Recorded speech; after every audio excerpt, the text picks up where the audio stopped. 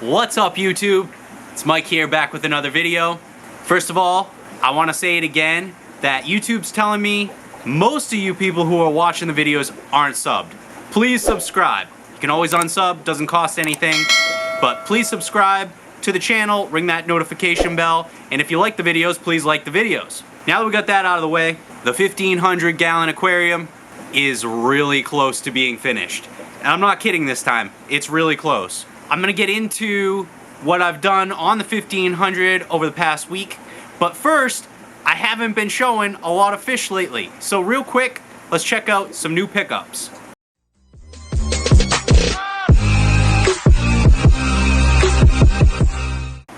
And by new, I mean really new. I got them today.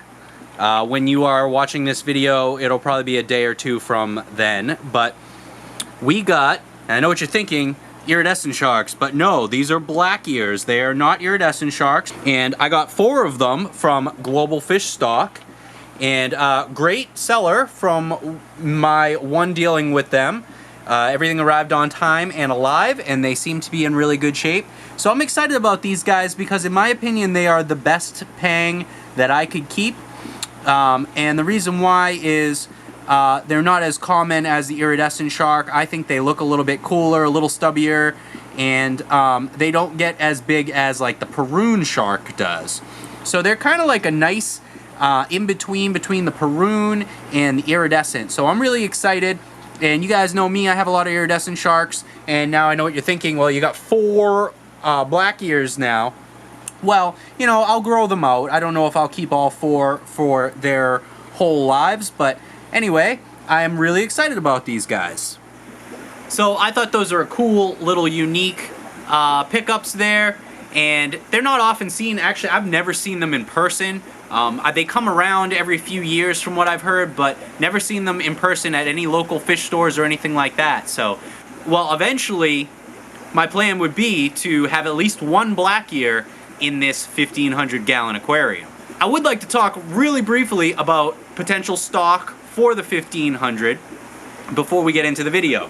It's going to mainly be a catfish tank, and I have a lot of big catfish already. So I have a bunch of hybrids and I have iridescent sharks. So ideally, eventually, I would like to narrow it down to 1 or 2 big iridescent sharks, 1 albino iridescent shark, at least 1 or 2 black ears, and then my hybrid cats, possibly the Dorado someday, or even the Tig if it ever got big enough. But the Tig will probably not get big enough to ever be with those fish. So it'll mostly be catfish in this tank behind me, along with, hopefully, Pinky, the giant gourami.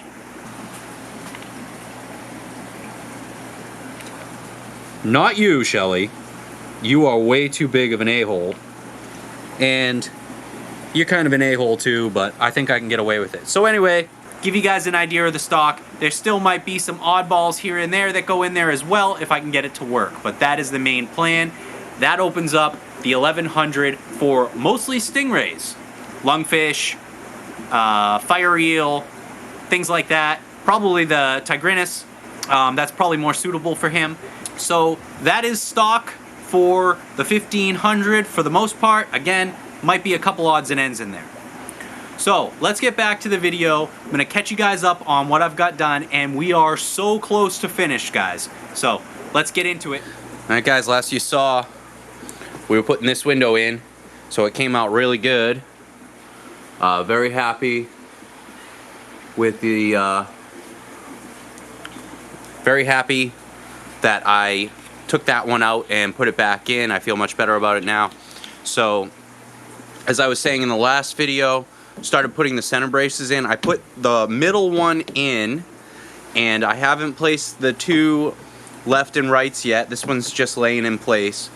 And I cut a piece of 3/8 plywood to fit this top underneath my Euro bracing, and it's basically going to be an extra layer of Euro bracing. So I'm going to screw this in, and I'm going to screw and glue this whole brace, and then screw my sheet into this, and then I'm going to router out my openings, try to make a nice opening. That's the goal.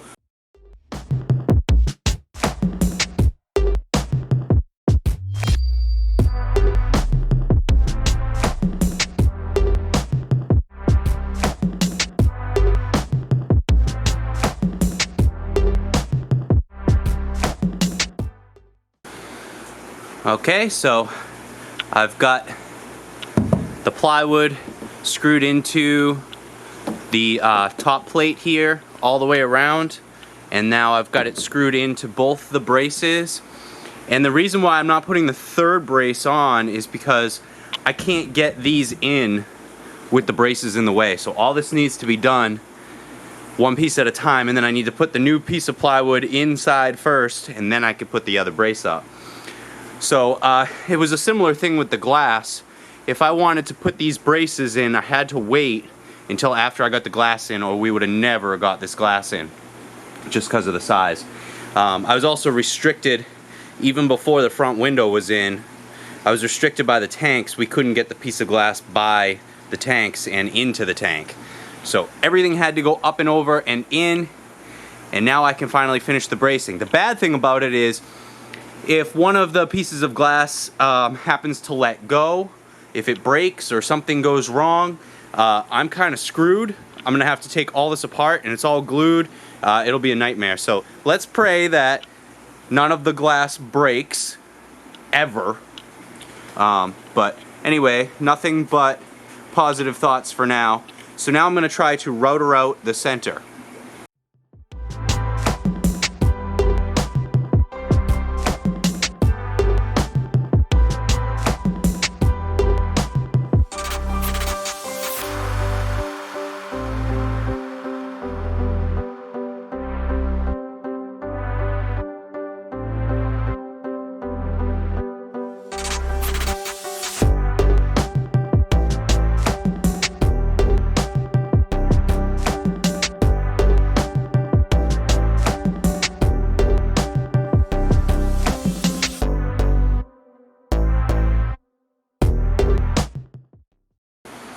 Okay, after a little fine tuning, and I had to use a jig just to clean it up a little bit in one of the corners, because I kind of screwed up by twisting the router around, and that made it a little less uniform in the back than it was on all the sides. Hard to explain, but all in all it came out pretty good. And this started chipping away. I knew that would happen. I think I'll just fill it before I epoxy all that, so no big deal. Looks pretty good, and this is gonna give me tons of lip to put my lids on, and that's really what I want, because I kind of screwed up on the 1100. I did a very small lip. It's only about an inch lip, and that made it very hard to get the lids on, and my lid system really sucks for the 1100, which I'm gonna be redoing that once this tank is up and going. But anyway, that's pretty good. Now I'm gonna do the middle.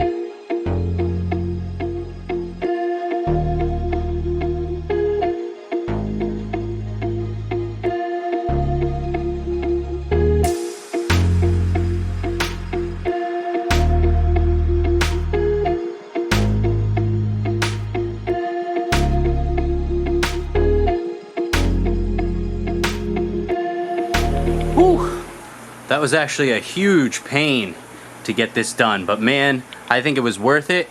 It looks really good. It looks better than I expected, to be honest.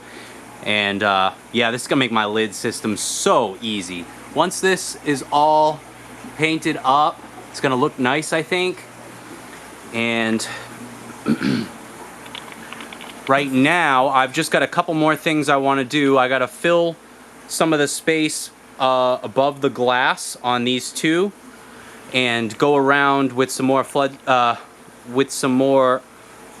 subfloor adhesive, go around all of these joints and kind of fill them and make them look a little nicer. That is the basic idea of the lids. I also got some more screws to put in this just to tighten everything up before I epoxy and stuff. Well, we got the brace complete. I still have a little bit of work to do inside the tank underneath the brace. I got some filling to do to try to make it so there's no places that could trap any moisture. As you can see, I think it looks pretty damn good. I'm happy about that. It filled that gap that I had, which I planned that gap out anyway for this. I just wasn't sure how well it was going to work. So it worked pretty well. It was hard to cut these pieces of plywood to the right size to fit them in, but once that was done, then everything else was pretty easy. So I'll epoxy these completely, but eventually what I'm going to do is I'll just paint the top of this the same color as the tank here, as the cap. So it'll look really nice, I think. I think it'll match really well. And then the whole underneath will just be the epoxy color gray, like the rest of the tank. So it's gonna look sweet. I'm really excited about it. It's coming out better than I could have hoped.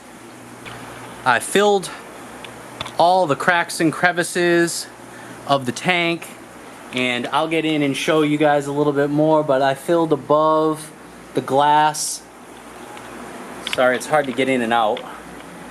But I filled above the glass on both sides. I didn't do the best job on this side, but oh well, it's not gonna matter. And we are ready to start doing more coats of epoxy, so I'm really excited for this. So let's get into it.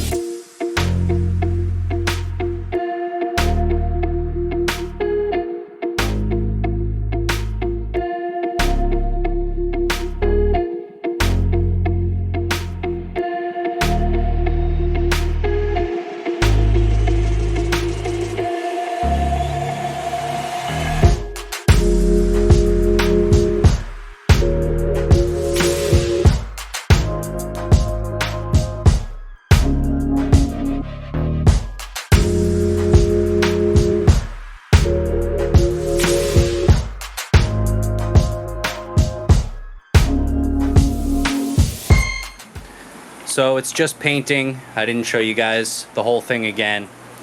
I can't stress enough how bad the smell is, but this mask that I got helped a lot. Actually, it made it so I couldn't smell it at all the whole time. Now that I've got it off, I can smell it and it's terrible. So I've got all the windows open, the door open, a couple fans running, trying to keep air moving. So it's fairly warm out. That's why I picked today also to do this. But it looks great. I'm very happy. The seam on the back is slowly starting to disappear, so I'm gonna keep hammering on that. I'll sand it again before the next coat. We've got our bridges started, and keep in mind with the bridges, they need a few coats to really get into that silicone and cover it over properly. So we got multiple coats that we'll be going over with those. And we've got a couple more coats that we're going to do over the entire tank. Now, I did run out when I started doing the Euro brace, and because the paint is so thick and it gunks up the brush so bad, I can't cut this out well. I thought I'd be able to, but I can't, so I made a big mess just to try to start covering it. What I'll do is I'll go back over with my paint for the tank, or the outside of the tank, to cut that out nice and make it look a lot nicer. So keep that in mind. It's just that paint is very difficult to work with. This epoxy, I should say, is very difficult to work with. But all in all, it came out good. What I'll do for the next coat is I'll start on these braces over here, and I'll finish this one up, and I'll leave that one alone because it's done. And then I will start epoxying another coat on this end and work my way this way. So we get a little thicker on this end, because I noticed I start out a lot thicker, obviously, because I got plenty of paint, and then it starts getting thinner as I want to make it cover the whole tank as much as possible. So start on this end, and I'll do these braces first to get it started. But all in all, I'm very happy. The bridge is going to look very nice, I think. Now you have to pull the tape while the epoxy is still wet. So what I'm going to do for the next coats is I won't cut it too close to the edge. I'm just going to cover over the silicone as much as possible. So that's why I have to pull the tape. Otherwise the tape will be stuck there. It will be a nightmare to try to get it out. But all in all, I am very happy with it. I got a drip on my glass there. But it is coming along awesome. As good as I could hope anyway.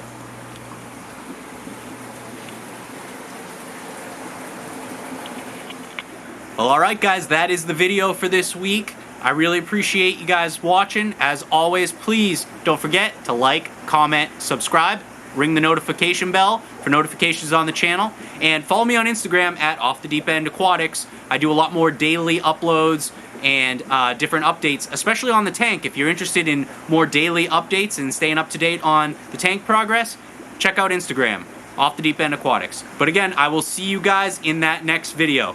Take care.